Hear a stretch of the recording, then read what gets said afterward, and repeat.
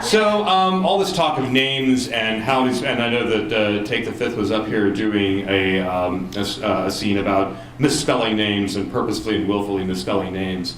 So I just became a great uncle about 3 or 4 days ago. My niece gave birth to a little girl named Hadley.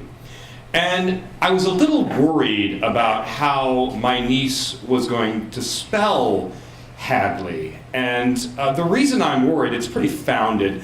I'm from southern Indiana, and I'm not like the cool part of southern Indiana. Like the really rural, backwards, people who are thinking right now they're going to die of Ebola. That sort of, see a conspiracy theory in everything. Not really intellectually sophisticated people, which of course, I had trouble with growing up because I was a bit more curious about the world than most of my family members and siblings. My name is Sean, and it's spelled S-H-A-W-N. And when I was young, I asked my mother, I said, why am I named Sean? And she said, I named you after actor Sean Connery. And of course, I was about the age, I was born in 1965 when Sean Connery was sort of making a name for himself in all the James Bond movies. And I go, oh, okay, that's cool. And so, a few years later, I came across the spelling of Sean Connery, and it's the classical Irish spelling of Sean, S-E-A-N. And so I asked my mother, I said, why did you spell it Sean? And she goes, well, I didn't want people calling you Sion.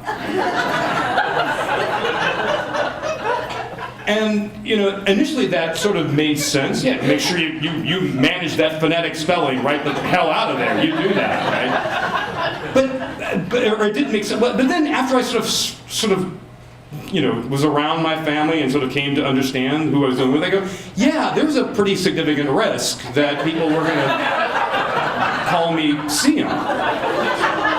So that's why I'm named that.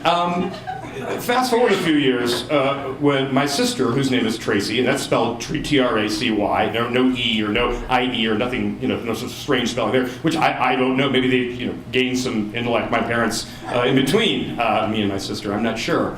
But my sister, my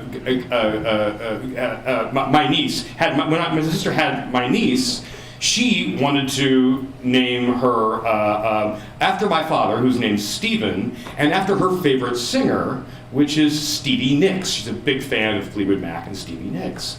And so she says, yep, I'm going to name her Stevie. I go, oh, great. So are you going to spell it, S-T-E-V-I-E? And she goes, no. Yeah, I know. I'm going to spell it S-T-E-V, wait for it, Y-E. So, yeah, you're already thinking, what the hell's going on there?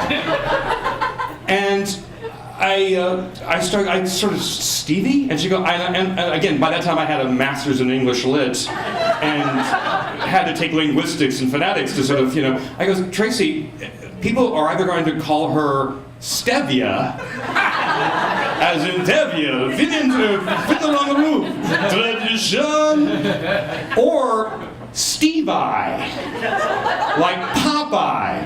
And so, ever since my niece has been around and been old enough to know that I'm her uncle and tormenting her, I've tormented her by calling her Stevie. Just so you know, my niece has named her daughter Hadley, and she's okay, H-A-D-L-E-Y. No, yeah, I know, that's what I did these. So that's the story of my misspelling name.